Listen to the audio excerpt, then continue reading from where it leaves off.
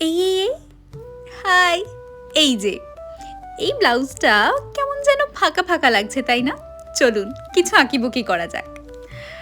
একটা দীর্ঘ বিরতি কাটিয়ে আবার কাজে ফেরার পালা।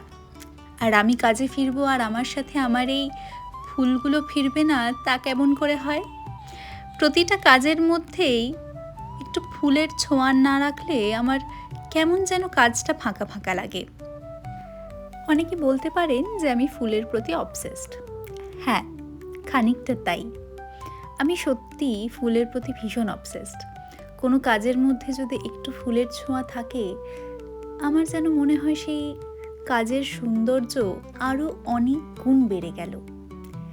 এই কাজটা দেখে অনেকেই হয়তো বুঝতে পারছেন যে আমাদেরই এক পরিচিত শিল্পী অনিমিতাদির থেকে ইন্সপায়ার্ড হয়ে আমি এই কাজটা করেছি। এখন যদিও এই বিষয়গুলো ভীষণই কন্ট্রোভার্সিয়াল। কেউ বলে ওনাকে কপি করছো, আবার কেউ বলে ওনার কাজ চুরি করার চেষ্টা করছো। কিন্তু তা একেবারেই নয়।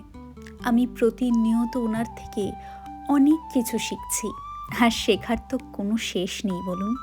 আমার ব্লাউজের এই কাজটা আপনাদের কেমন লাগলো অতি অবশ্যই কিন্তু আমাকে জানাবেন।